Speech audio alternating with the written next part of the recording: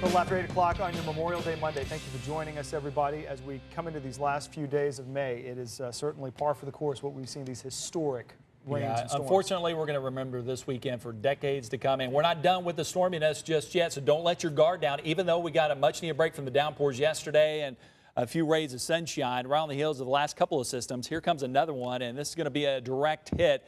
In fact, the Storm Prediction Center already thinking about putting parts of central Texas under some sort of watch.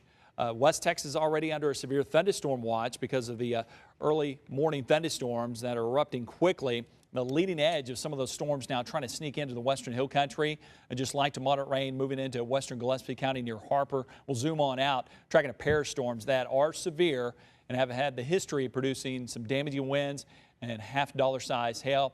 And they're also showing a little bit of rotation in both those storms, but right now not dropping any tornadoes. Just quite a bit of lightning along with the damaging winds and large hail threat. For us, those storms will keep getting closer and closer. It looks like we're going to have two waves. The first wave is going to hit the hill country this morning. The second wave, the Austin metro, rain and storms likely. The severe weather threat will increase along with the flash flooding threat. We'll time it out with future radar and also show you how much more rain is on the way, but we can't stress enough, if you're going to be out and about, you've got to pay attention to the weather because it's going to be changing drastically as the day goes along. We'll break down that forecast for you hour by hour in just a few moments, but right now, let's send it out to Bray LaRock. Latest in traffic. Hey, thanks, Zach. We are still looking pretty good throughout most of the area. 35 near 51st Street. Traffic right there is moving just fine, just a few cars, and still looking like this through the area. We have an accident still working, 183 southbound at Techno Center Boulevard. This is our only wreck, and right now, though, not causing too many delays. I'm Brady LaRock, Fox 7 Traffic Edge. Brady, thank you. This morning, there are reports of several people still missing after these catastrophic floods in Wimberley. Hundreds of homes have been destroyed after nearly 10 inches of rain fell on Saturday night. We've got Nick Spinetto live in Wimberley this morning with the latest. Nick? Well, David and Amanda, a very quiet morning right now, given the circumstances of what happened here over the weekend. Behind me, you can see barricades up there that warn of high water. Just beyond that, we are here on Fisher Store Road. Just beyond those barricades is what used to be a bridge. The bridge was completely destroyed, washed away by the Blanco River over the weekend. Crushed concrete, metal, all just litters that area, along with several homes that are now destroyed. This morning, Fox News is reporting 8 people are missing, among them a mom and her 2 children. This is a picture of that family right there. The search continues for them this morning, as well as 5 others. We have confirmed that 1 person is dead in the San Marcos area.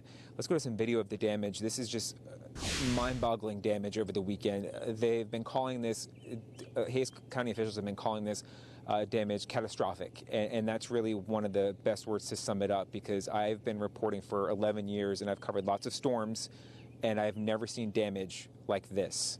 This morning we've seen overturned cars, furniture, homes that once stood completely gone. All that's left is the foundation. This morning we are hearing from survivors. This is what one person had to say.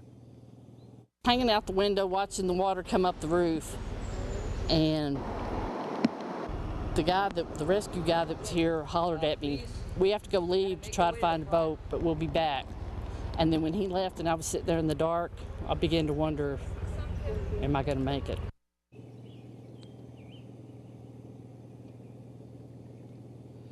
No, this afternoon, Governor Greg Abbott is expected to tour Wimberley around 2:30. He'll survey the damage here. Meantime, Hays County officials are asking any evacuees, people who are displaced.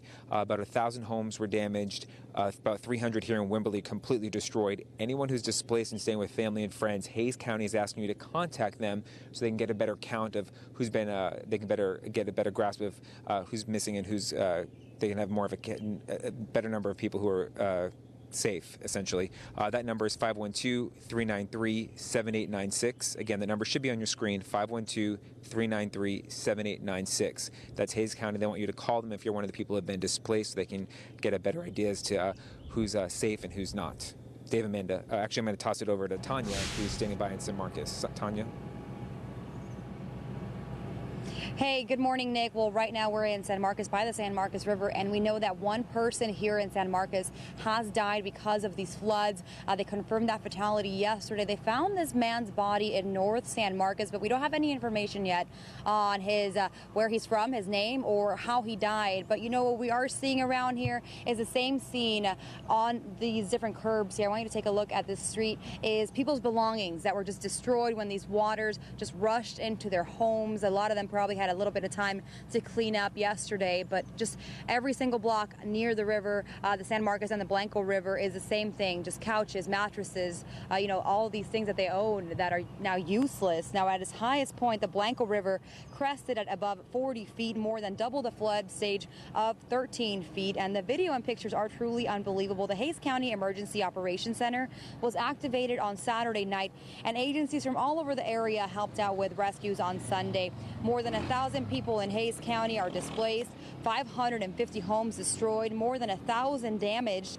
Homes and apartments, even I-35 here in San Marcos, were overtaken by floodwaters. Evacuees in the area were sent to the San Marcos Activity Center, and Memorial Day events here have been canceled. All river parks are closed, and this is what they had to say about what they saw here in San Marcos yesterday.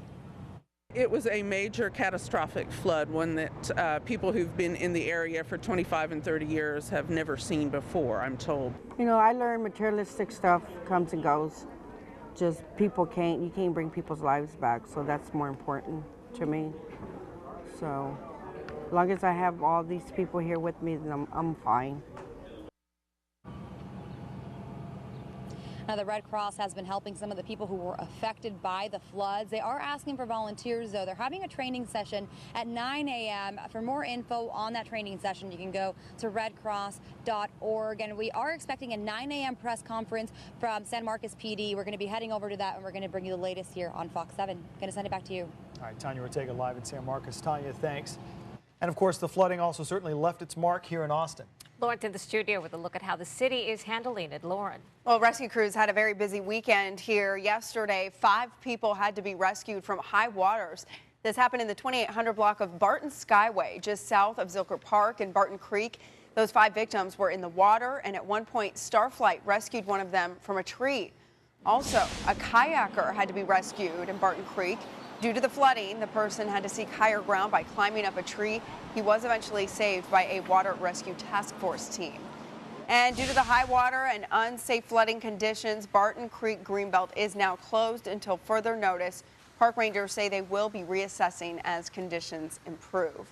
And anyone planning to play around at the Onion Creek Golf Club maybe need to take a rain check. Many holes are underwater. Residents who live nearby say they've never seen the creek overflow like this. Way worse. I mean, I have seen this creek from the rain we've had a few weeks ago, but never this bad. It's coming all the way up to the middle of the fairway over here, and I mean, this is going to take a few days to drain out.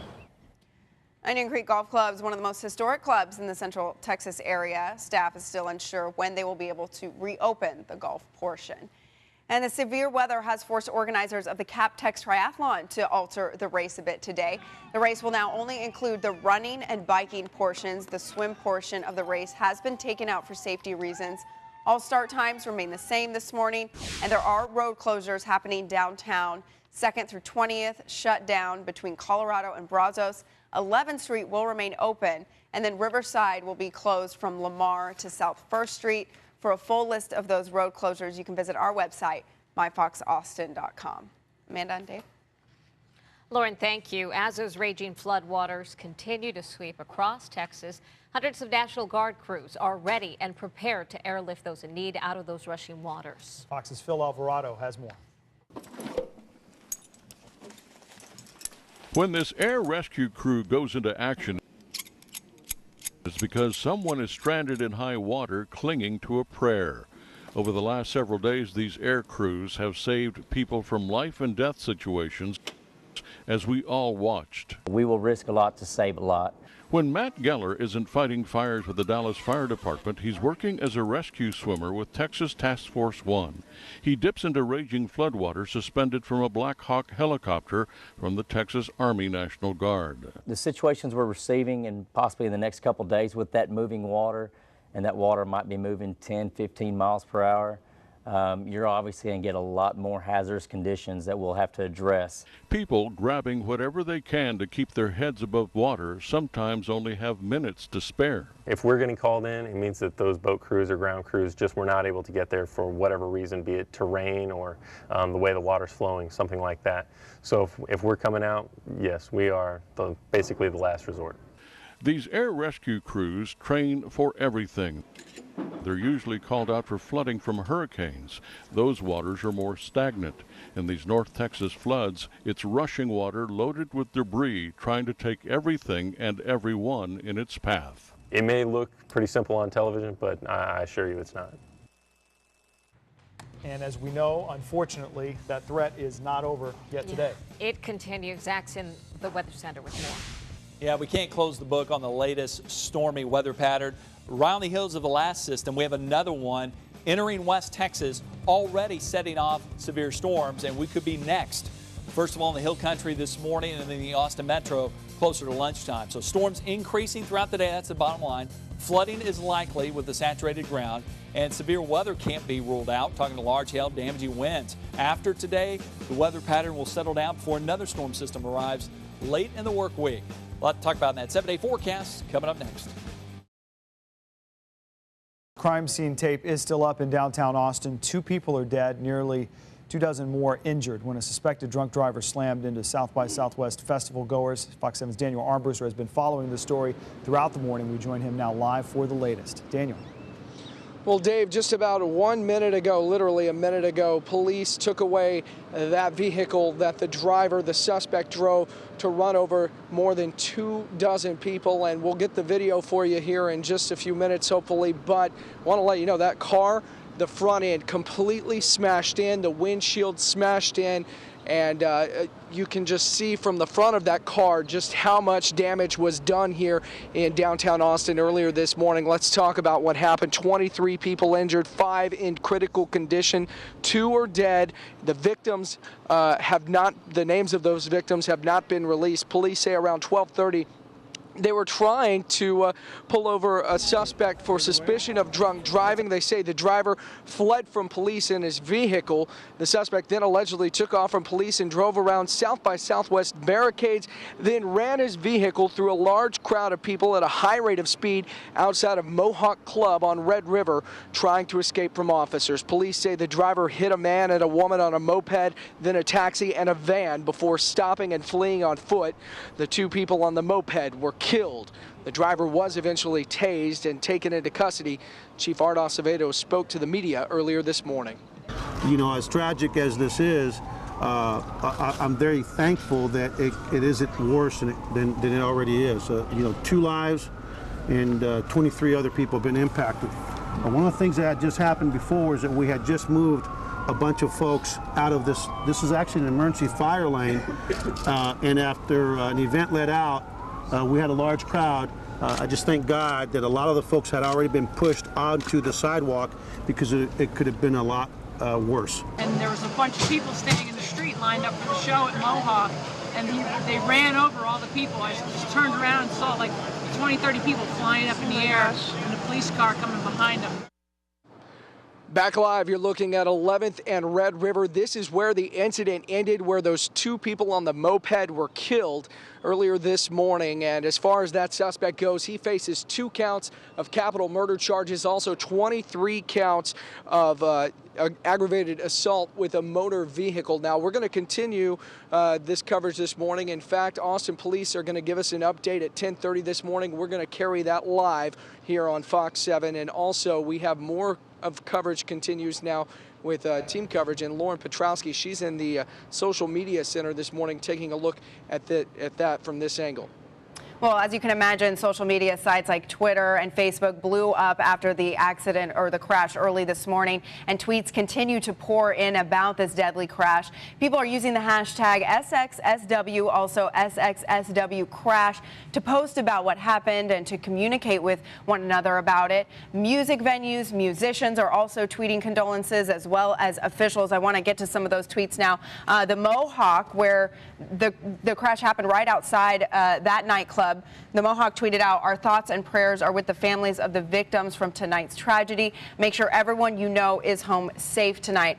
Also, musician Evan Riley tweeted out, "Heart goes to those affected by the accident that happened at South by Southwest. Please, please do not drink and drive." And then earlier this morning, Texas Senator John Cornyn tweeted out condolences to families of 2 dead and prayers for 23 injured by runaway car at South by Southwest. Now, Austin police have also been tweeting out they are asking that anyone with pictures or video from this scene send them to APD. They're also asking that all witnesses who haven't done so already contact them to give them their account of what happened. And we will continue to monitor what people are saying about this deadly crash.